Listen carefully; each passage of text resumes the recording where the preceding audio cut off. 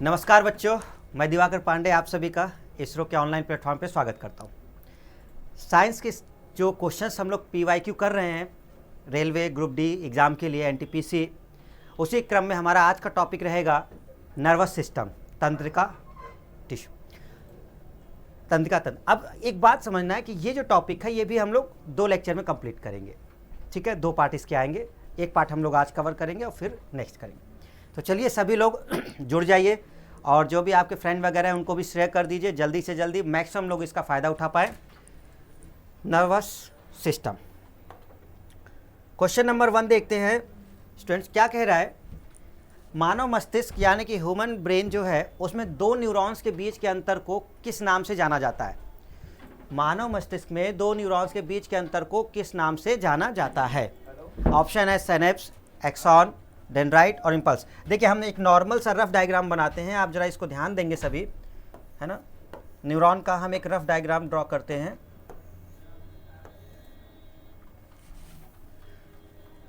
ये जो स्ट्रक्चर है वो न्यूरॉन का। अब जरा ये पॉइंट्स हम लोग देख लेते हैं। यहाँ पर ये जो स्ट्रक्चर निकला हुआ है, ये जो शाखाएं आपको दिख रही हैं कुछ ब्रांचेस टाइप की, है ना, इसमें कुछ ये सेल और यहाँ, तो यहाँ से जो पॉइंट होता है ये चीज़ें यहाँ पर, और यहीं से दूसरा न्यूरॉन शुरू होता है।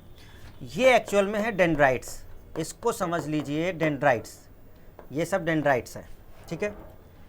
ये पॉइंट एक्सॉन होता है, एक्सॉन, है ना। ये स्वान सेल होती हैं और यहाँ का जो पॉइंट होता है ये साइनेप्स होता है, साइनेप्स। यहीं से दूसरा न्यूरॉन जुड़ता है। साइनेप्स वाला जो पॉइंट है ना, ये गैप पॉइंट है। यहाँ पर जो साइनेप्स पॉइंट है यहीं से दूसरा वाला न्यूरॉन हमारा अटैच होता है। तो 2 न्यूरॉन के बीच में वो जो स्पेस एक पॉइंट है ना, 2 न्यूरॉन जहाँ कनेक्ट होते हैं, यहीं से एक अगला स्टार्ट होगा, तो ये पॉइंट जो होता है उसे साइनेप्स कहते हैं। एक्सॉन क्या होता है, एक न्यूरॉन से दूसरे न्यूरॉन को सिग्नल भेजने का काम करता है। एक्सॉन के थ्रू सिग्नल ट्रांसमिट होता है, इम्पल्स जो है ना वो ट्रांसमिट होता है एक न्यूरॉन से दूसरे न्यूरॉन को, ठीक है। डेंड्राइट्स क्या करते हैं, सिग्नल रिसीव करने का काम करते हैं स्टूडेंट्स। तो अगर हम कहें कि बॉडी में जो न्यूरॉन्स है वो उसका कौन सा पार्ट सिग्नल रिसीव करता है, तो आंसर होगा डेंड्राइट्स। और अगर हम कहें कि एक न्यूरॉन से दूसरे न्यूरॉन को सिग्नल ट्रांसमिट करने का काम कौन करता है, तो आंसर है एक्सॉन, ठीक है। और 2 न्यूरॉन्स के बीच में जो जगह है या जो पॉइंट है उसे क्या बोलते हैं, उसे साइनेप्स, ठीक है। याद रहेगा। तो सही आंसर क्या निकल के आएगा बच्चों, साइनेप्स।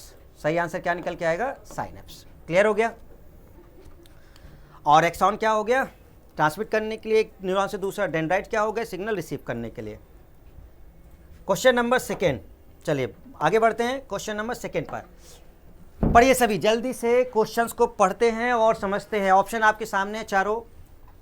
निम्न में से कौन सा शरीर का अंग ग्रंथि शरीर के तापमान, बॉडी टेम्परेचर को कौन कंट्रोल करता है।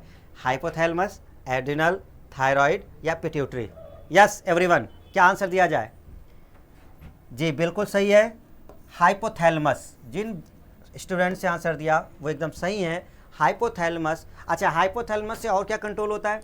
देखिए हाइपोथैलेमस भूख, प्यास, ये जो भी लगती है उसको कंट्रोल करता है। भूख लगना, प्यास लगना, पसीना आना, बॉडी टेम्परेचर, घृणा, प्रेम, सुख, दुख, खुशी, गुस्सा, ये जो पॉइंट्स हैं ये सब हाइपोथैलेमस देखता है, ठीक है ना। ओके, कोई दिक्कत इसमें नहीं। क्वेश्चन नंबर आते हैं 3। देखिए यहीं पर वो पॉइंट हुआ कि तृप्ति की अनुभूति भूख से जुड़े केंद्र के कारण होती है, जो कि एक अलग हिस्से में होता है। क्या पूछ रहा है, हमको जब भूख लगती है तो ब्रेन का कौन सा पार्ट है जो बताता है कि भूख लगी हुई है। दूसरा, अगर हम पेट भर लेते हैं, खा लेते हैं, तो फिर उस वही केंद्र होता है तो कहता है कि हाँ फुल हो गया है, हमें फील होता है कि चलो अब पेट भर गया है, खा लिया काफ़ी। तो ये कौन सा पार्ट है ब्रेन का जो कंट्रोल करता है। यस, ये वही पार्ट है जो अभी पीछे पीछे बात हुई थी हमारी, हाइपोथैलेमस। लेकिन क्या हाइपोथैलेमस ऑप्शन में है, नहीं, हाइपोथैलेमस नहीं है। इन्होंने क्या दे रखा है, pituitary, mid brain, fore brain, hind brain. तो अब हमें स्टूडेंट वो देखना है कि हाइपोथैलेमस इसमें से किसका पार्ट है। तो याद करिए कि फोर ब्रेन जो होता है, फोर ब्रेन, इस फोर ब्रेन के 3 पार्ट होते हैं। एक होता है सेरिब्रम, दूसरा होता है थैलेमस, और तीसरा होता है हाइपोथैलेमस। क्या होता है बच्चों? हाइपोथैलेमस। तो सही आंसर कौन सा निकल के आएगा? आंसर है हाइपोथैलेमस, लेकिन वो ऑप्शन में नहीं है, तो हमारा सही आंसर होगा फोर ब्रेन, यानी कि option number C. Okay, I hope कि आपको समझ में आ गया होगा, हमने इसके एक्स्ट्रा पॉइंट्स भी आपको समझा दिए। चलिए आते हैं क्वेश्चन नंबर 4 पर। क्या बोलता है क्वेश्चन नंबर 4? एक साइंटिस्ट हैं कैमिलो गोल्जी, इनको 1906 में तंत्र की संरचना पर काम के लिए नोबेल पुरस्कार मिला था, लेकिन इनके साथ एक और लोग थे जिनको मिला था।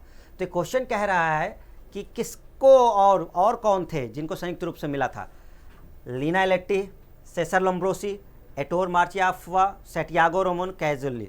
तो बहुत सिंपल है, ये तो सीधे आपका, इसमें ज़्यादा कुछ डिफाइन करने के लिए है नहीं स्टूडेंट्स, है ना। तो यहाँ से सही आंसर कौन सा निकल के आएगा आपका? Santiago Ramon Cajal. इनको मिला था नोबेल प्राइज, दोनों लोगों को। क्वेश्चन नंबर 5 आइए, क्या पूछ रहा है? यस, मानव मस्तिष्क का कौन सा भाग सीधी रेखा में चलने के लिए उत्तरदायी है? ठीक है, ये वही पार्ट होगा जो हमारे बॉडी बैलेंस को देखता है ना। हमारे typing, talking, running, jumping, gesture and posture, body balance. और कौन देखता है स्टूडेंट्स? यस, बिल्कुल सही है आप लोग का आंसर, और आंसर है इसका क्या? सेरेबेलम। कौन देखता है? सेरेबेलम देखती है। तो ये ब्रेन का वो पार्ट है जो हमारा क्या देखता है कि पूरा बॉडी बैलेंस कैसे चलता है ना। टाइपिंग, टॉकिंग, बोलना, जंपिंग, रनिंग, है ना, ये सारी चीज़ें देखता है सेरेबेलम। ओके, मेडुला एक्चुअल में क्या देखता है बच्चों? मेडुला क्या देखता है?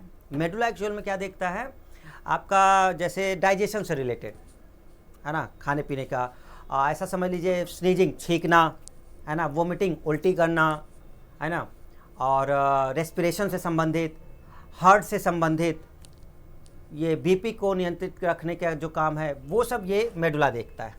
सेरेब्रम हमारा एक चिंतन का केंद्र है, ये एक ऐसा पॉइंट है जो सोचना, समझना, है ना, कैलकुलेशन, रीजनिंग पावर, ये जो मेन पॉइंट्स हैं, याददाश्त, ये सब सेरेब्रम के पार्ट होते हैं, है ना। पोन्स ड्रीम से रिलेटेड है, सपनों का नियंत्रण। वेरी गुड, आगे बढ़ जाएं। ठीक है, क्वेश्चन नंबर 6 पढ़ें सभी। क्वेश्चन नंबर 6 क्या कहता है? मानव मस्तिष्क के निम्नलिखित भागों में से कौन सा एक निगलन और उल्टी का नियमन करता है? निगलना है ये शब्द जो है ना, इसको हम ऐसे समझ सकते हैं, निगलना मतलब कोई चीज़ हम जो खाते हैं तो जो अंदर जाती है, गले से खाया, निगल लिया। तो अभी बताया आपको डाइजेशन से संबंधित कौन सी चीज़ें हैं? सॉल्विंग, निगलना, वोमिटिंग, है ना, बाहर करना, उल्टी करना, ये सब। तो जो भी डाइजेशन वाले पॉइंट्स है वो कौन देखता है बच्चों? Medulla oblongata, medulla oblongata. ठीक है, सेरेबेलम क्या देखता है? Cerebellum balance and posture, gesture, posture, balance of body, typing, talking, running, jumping, है ना, ये सब चीज़ें देखता है कौन? सेरेबेलम। और सेरेब्रम क्या करता है? हमारे चिंतन का केंद्र है, इंटेलिजेंसी है, कैलकुलेशन है ना, सोचना, समझना, है ना, ये सारी याददाश्त, ये सब सेरेब्रम होता है। पोन्स सपनों का है। आ जाइए आगे बढ़ते हैं। क्वेश्चन नंबर नेक्स्ट, ब्रेन और स्पाइनल कॉर्ड को सबसे ज़्यादा कौन प्रभावित करता है? Goitre, meningitis, thrombosis, megalomania. Yes, जल्दी से, बहुत बेहतरीन आंसर जरूर दें। क्वेश्चन नंबर के साथ आप अपना ऑप्शन लिखें। तो देखिए, जो मस्तिष्क का मेरुदंड है ना, वो एक मेम्ब्रेन से घिरा होता है। सही आंसर आपका क्या होता है स्टूडेंट्स? मेनिंजाइटिस है जो सही ऑप्शन है। एक्चुअल में क्या होता है कि जो हमारा ब्रेन है, जो हमारा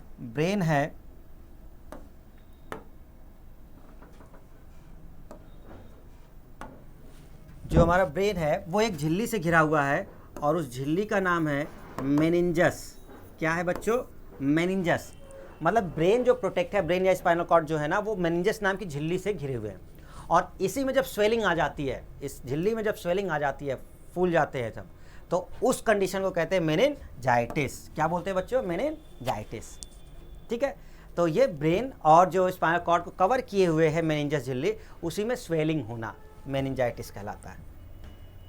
ओके, चलिए आगे बढ़ते हैं। Question number 8। बढ़िया।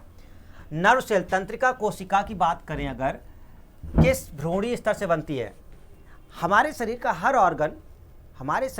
ऑर्गन किस चीज़ से बना है? जर्म लेयर होती हैं, यानी कि जब भ्रूण होता है ना, उस भ्रूण के दौरान उसकी 3 लेयर बोली जाती है, जर्म लेयर।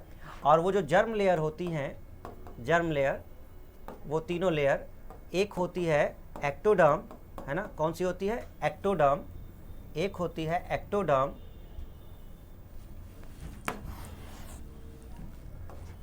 यस सभी लोग इधर देखें, जर्म लेयर 3 है, एक कौन सी है बच्चों? एक्टोडर्म है, एक्टोडर्म। दूसरी कौन सी है? Mesoderm, mesoderm. और तीसरी कौन सी है? एंडोडर्म। कौन सी है? एंडोडर्म। 3 लेयर होती हैं और इसी से अंगों का निर्माण होता है। जो बाहरी अंग हैं वो एक्टोडर्म से होते हैं, बीच वाले होते हैं आपके मीसोडर्म से, एंडोडर्म मेनली ऑर्गन्स होते हैं, है ना। तो अब ये कह रहा है कि नर्व सेल किससे बनती है? तो एक चीज़ समझ लीजिए, जितने भी एक्टोडर्म हैं, जितने भी अब यहाँ का आंसर तो वैसे हम बता देते हैं आपको, एक्टोडर्म है, लेकिन एक चीज़ आप ध्यान रखें, जो एक्टोडर्म है ना, हम थोड़ा सा एक्स्ट्रा पॉइंट बता देते हैं जिससे आपको ये याद रहे। एक्टोडर्म से क्या होता है, आप समझिए कि जितने भी स्किन हैं, त्वचा की लेयर, स्किन, ये ठीक है, नर्वस सिस्टम, है ना, ये तो स्किन, नर्वस सिस्टम, ये जो पॉइंट्स हैं वो सब आपके, जैसे नेल्स हो गए, नाखून हो गए, हेयर हो गया, है ना, ये सारी चीज़ें जो है वो एक्टोडर्म के पार्ट हैं। ओके, क्या है? एक्टोडर्म के पार्ट है। अब जैसे मीसोडर्म देखते हैं, तो मीसोडर्म में क्या होता है? मीसोडर्म में बोन्स होती हैं, है ना, बोन्स होती हैं, मसल्स होती हैं, मसल्स वाली जो एक्टिविटी होती है ना, ब्लड वाला पार्ट होता है, आरबीसी वगैरह या सर्कुलेटरी, वो सब किससे होते हैं बच्चों? मीसोडर्म से होते हैं। वो सब किससे बनते हैं? भ्रूण के मीसोडर्म से बनते हैं। ये भ्रूण की 3 लेयर है। ओके, और जो एंडोडर्म है, इसमें मेनली ऑर्गन्स आते हैं। एंडोडर्म से कौन बनते हैं? तो एंडोडर्म से जैसे कुछ ऑर्गन है, लीवर हो गया, है ना, और पैनक्रियाज हो गए, अग्नाशय हो गया, पैनक्रियाज हो गया, है ना, स्टमक हो गए, ये सारी चीज़ें। तो इस तरह से ये क्वेश्चन है कि यानी कि जो भ्रूण होता है ना, एम्ब्रियो, उसी समय लेयर बनती हैं। सबसे पहले एक्टोडर्म वाली बाहर वाली बनती है, वो त्वचा का निर्माण कर देती है, स्किन वगैरह, बाल, नाखून, है ना, सेंसरी ऑर्गन जैसे आँखों का पार्ट है, रेटिना हो गया, ये सब एक्टोडर्म से बन जाते हैं, नर्वस सिस्टम, ये सब। लेकिन अगर हम अंदर चलें ऑर्गन में, किडनी क्या हो गया, या किडनी छोड़िए आप, जैसे लीवर हो गया, पैनक्रियाज हो गया, स्टमक हो गया, तो अब ये सब चीज़ें जो होती हैं वो एंडोडर्म के पार्ट होते हैं। मीसोडर्म में कौन हो जाता है? बीच वाला पार्ट, दोनों के बीच का जो हो, एक्टो एंडो, बोन्स हो गई, है ना, हड्डियाँ, कार्टिलेज हो गए, ये सारे पॉइंट्स। चलिए आगे बढ़ते हैं। Question number 9। एक व्यक्ति स्मृति खो बैठा, याददाश्त चली गई है, मस्तिष्क का कौन सा भाग प्रभावित हुआ है? देखिए, अगर स्मृति खो दिया है ना, तो स्मृति कहाँ से कंट्रोल होता है पहले तो ये पता होना चाहिए। तो स्मृति वाला पॉइंट कहाँ है? सेरिब्रम है। सेरिब्रम किसका पार्ट होगा? सेरिब्रम किसका पार्ट होगा? फोरब्रेन का होगा। क्या यहाँ पे ऑप्शन है? यस, सेरिब्रम ऑप्शन है। तो सही ऑप्शन क्या निकल के आएगा? सेरिब्रम। ठीक है, मेडुला, सेरिब्रम, डाइंसेफ्लॉन और cerebellum. Correct answer is cerebrum.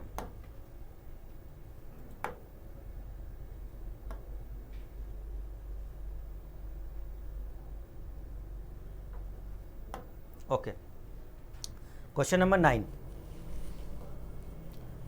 Neuron cell की संख्या सबसे अधिक होती है। न्यूरॉन सेल की संख्या सबसे अधिक कहाँ होगी? बहुत आसान क्वेश्चन है, आप लोग इसको अटेम्प्ट कर चुके होंगे। पूरे शरीर में लगभग 10 की पावर 11 न्यूरॉन्स होते हैं। ठीक है, 10 की पावर 11 न्यूरॉन्स। लेकिन सबसे ज़्यादा कहाँ पर होते हैं? ब्रेन में होते हैं। और उस ब्रेन में भी सबसे ज़्यादा कहाँ होते हैं? सेरिब्रम में होते हैं। तो सही आंसर निकल के आएगा ब्रेन। ठीक है, नर्व टिश्यूज का कार्य क्या है? What is the function of nervous tissue? Sensitivity, हाँ काम तो होता ही है, खैर रिएक्टिविटी भी होता है, एक्साइटिबिलिटी भी है, कंडक्ट। अब एक्चुअल में इसमें ऑल ऑफ दिस दिया नहीं है ना, बोथ भी नहीं है ऑप्शन में। तो अब हम क्या टिक करें? क्योंकि ऐसा कुछ होता तो हम एक से ऑप्शन ज़्यादा कर लेते। अब जैसे रिएक्टिविटी वगैरह है तो न्यूरॉन्स तो हैं, लेकिन वो स्पाइनल कॉर्ड वगैरह का मेन पार्ट बता दिया जाता है। खैर स्पाइनल कॉर्ड भी तभी काम करेगा जब न्यूरॉन्स पहुँचते हैं। अब संवेदनशीलता भी है, सेंसिटिविटी, तो ये भी ब्रेन का एक पार्ट है, पैराइटल वगैरह। है ना, जहाँ पे सेंस होता है। तो हम एग्जैक्ट किसको क्या कहें कि क्या काम करता है, किसी को प्रेफरेंस तो देनी पड़ेगी। तो सही ऑप्शन आपका यहाँ के अकॉर्डिंग कि थोड़ा सा इसको जो हम देखते हैं न्यूरॉन्स ना एक्साइट करना, सेल टिश्यूज वगैरह जो हैं, तो ये तो न्यूरॉन्स का काम ये होगा। क्वेश्चन नंबर 12, 11 तक हो गया, हाँ 12। मस्तिष्क एक कड़ी कला द्वारा घिरा होता है जिसे कहते हैं, मस्तिष्क है ना एक मेम्ब्रेन से घिरा हुआ है, covered the hard membrane which is called, brain है, ब्रेन के बाद पूरा एक मेम्ब्रेन और फिर उसके ऊपर बोन, हड्डी, यानी हड्डी के नीचे एक लेयर है मेम्ब्रेन की, फिर अंदर ब्रेन है। तो ब्रेन किस लेयर से घिरा होता है, ठीक है, पाया मैटर, ये पाया मैटर है, PIA, ठीक है ना, पाया मैटर, और grey matter, dura mater, dura mater. सही कौन सा है, यस सी ऑप्शन। देखिए जो झिल्ली है ना ब्रेन को कवर करने वाली, उसे बोलते हैं मेनिंजस, मेनिंजस झिल्ली है। और जो मेनिंजस झिल्ली होती है इसके 3 लेयर हैं, 3 लेयर।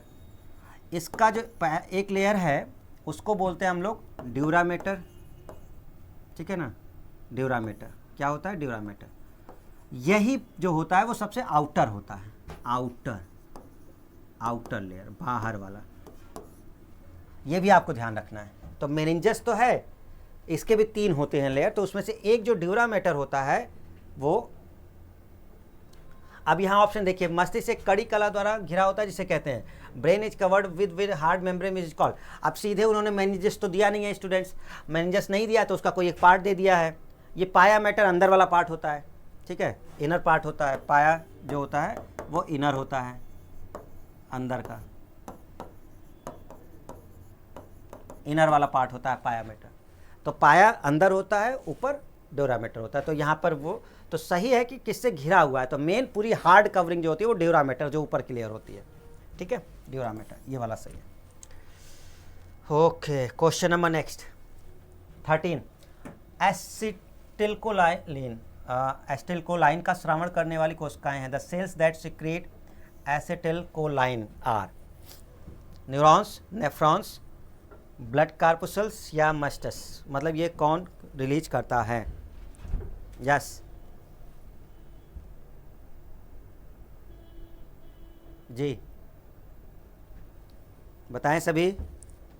सही आंसर क्या निकल के आएगा, न्यूरॉन्स। क्या निकल के आएगा, न्यूरॉन्स। ओके, आगे बढ़ जाएं। 14, जैकब्सन ऑर्गन का संबंध किस क्रिया से है। जैकब्सन ऑर्गन ये स्मेल करने का, देखिए ऑप्शन क्या है, टेस्ट, स्मेल, टच। ये जैकब्सन ऑर्गन क्या होता है, सूंघने का काम करता है, सूंघना, स्मेल। ऐसे एनिमल्स जो अपना भोजन सूंघ कर पता करते हैं तो उसमें ये स्ट्रांग हो जाता है जैकब्सन ऑर्गन का, ठीक है। क्वेश्चन नंबर 15, इनमें से कौन सा पदार्थ अवरोधी न्यूरो ह्यूमर होता है। Is inhibitory neuro humour, inhibitory neuro humour, inhibitory neuro humour, ठीक है। जैसे न्यूरोट्रांसमीटर होते हैं ना, सिग्नल्स को पास करते हैं, आगे ले जाते हैं। तो न्यूरो इनहिबिटरी का मतलब क्या होता है, रोकना, मतलब अवरोध करना, जो फंक्शनिंग हो रही है उसको सही तरीके से न करके उसको रोकना, अवरोध करना, ये सब चीज़ें। तो सही आंसर कौन सा आता है, ग्लाइसिन। ये जो है ना स्टूडेंट्स, ग्लाइसिन, ये आपका होता है मेनली अवरोधी न्यूरो ह्यूमर। ये अवरोधी नहीं होते, ये एक्टिव करने वाले होते हैं, एक्साइटेड वाले होते हैं। देखिए एसिटिलकोलाइन एक्साइटेड वाला होता है, एपिनेफ्रिन भी एक्साइटेड वाला होता है, ये इनहिबिटरी होता है। The largest part of brain, yes largest part कौन है, सबसे बड़ा पार्ट कौन है बच्चों, सेरिब्रम। किसका पार्ट है ये, 4 ब्रेन का पार्ट है, 4 ब्रेन का पार्ट है। सेरिबेलम टिक हो गया है, आंसर सेरिब्रम कह रहे हैं, है ना, आंसर सेरिब्रम बोल रहे हैं लेकिन टिक वहाँ हो गया है, 4 ब्रेन, ठीक है, सेरिब्रम। सेरिबेलम किसका पार्ट होता है, मिड ब्रेन का। इसको हम किस में रखते हैं बच्चों, मिड ब्रेन में। मेडुला हिंड ब्रेन का पार्ट होता है, हिंड ब्रेन।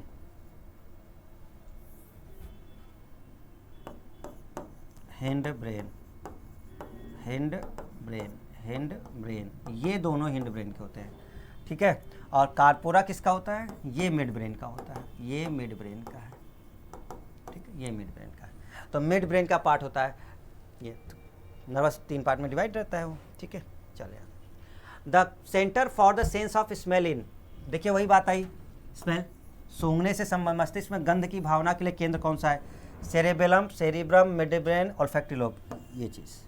तो हमारे में जो सूंघने वाला पॉइंट है ना, स्मेल वाला, वो कौन सा है, ऑल्फैक्टरी लोब है, ठीक है।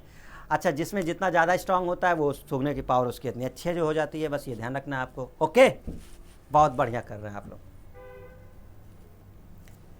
मस्कुलर मूवमेंट, मसल्स एक्टिविटी, जैसे हाथ वाथ करते हैं तो ये जो मसल्स वगैरह मूव करती है ना, ये मसल मूवमेंट कौन कराता है, देखिए ये पार्ट किससे होता है, सेरिब्रम से होता है।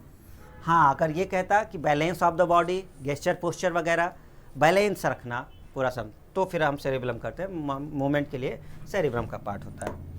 Question number 19, automatic nervous system का क्या काम करती है। देखो, ये अनैच्छिक क्रियाओं को कंट्रोल करती है ना, अनैच्छिक क्रियाओं का नियंत्रण होता है।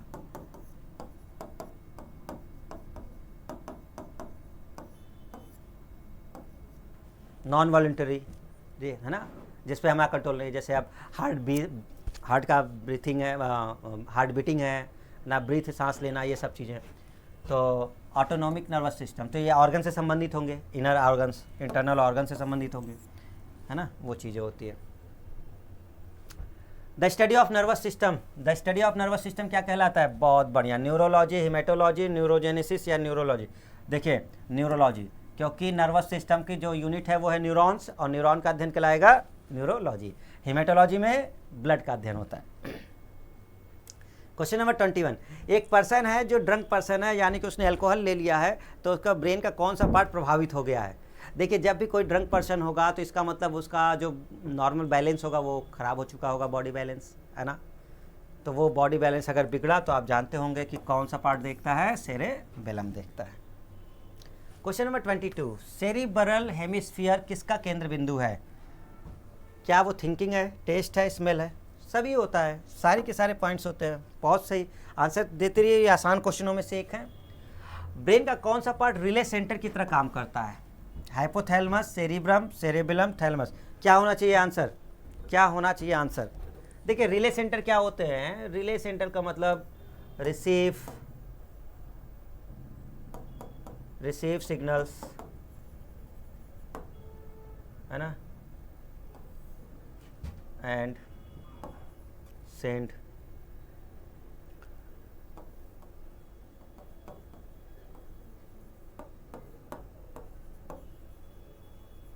मतलब कुल मिला के रिले सेंटर क्या होते हैं। अब जैसे थैलेमस है ना, इसका सही आंसर कौन सा है, थैलेमस।